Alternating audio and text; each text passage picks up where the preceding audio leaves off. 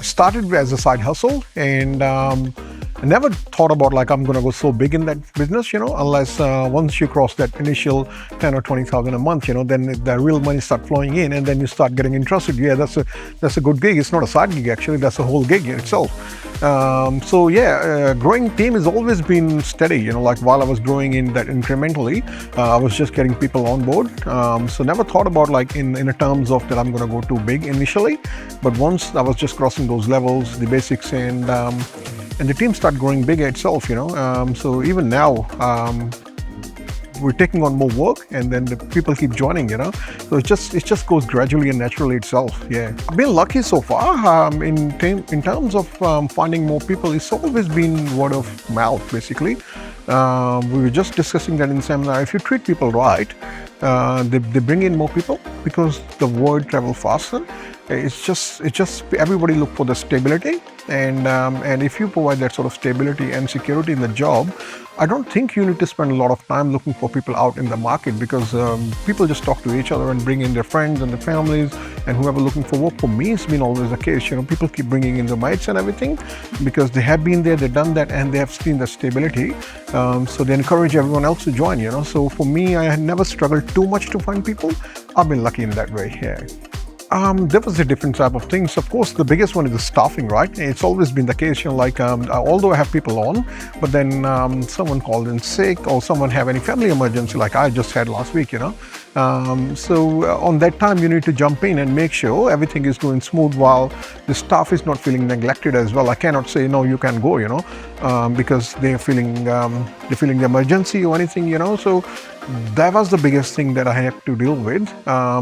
All the other challenges were sometimes you put some people on, they not really have that sort of mindset where they want to do the right job, and you need to constantly train, and then eventually you realize they're not really built for that job, So you spend so much time on someone, and then you have to let them go is a really hard thing, because you spend so much energy and time.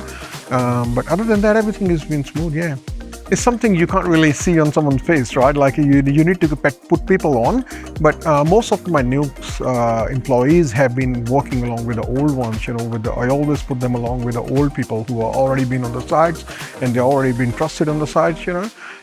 So that's the goal, is you initially start them with the older employees and make sure they're doing the right thing. That's what I have learned all along. Don't leave them on their own initially and see and then find out like something goes wrong. So you rather put them with the old employees and let them slowly take over on that side.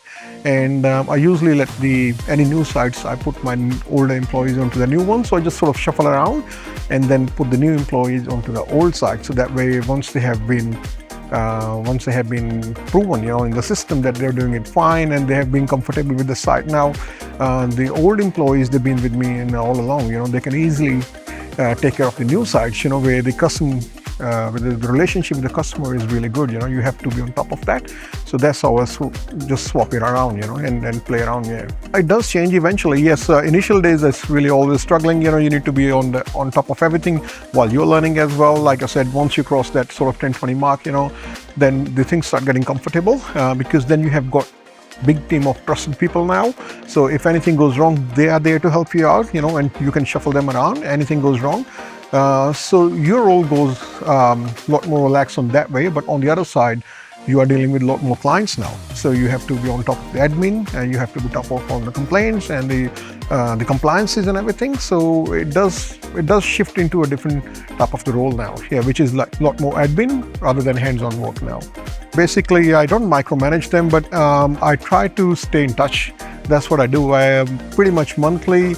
I treat the family business. I treat it as a family business. So all of my employees like a family.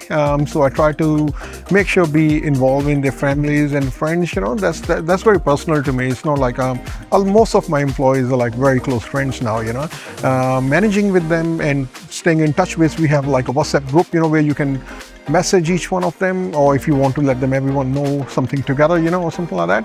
But usually it's basically over the email or the messages. That's what the best way is. Yeah. You can get always good stuff. It's hard. I know it's not that easy. But then again, once you get a couple of good people, you always start with something. You can't start with like 50,000 business in one day. You start with the scratch and you treat them well. the word goes out, and then the people, they always try to bring in their friends and their families, and the word of mouth goes really far. As for me, it's been the case.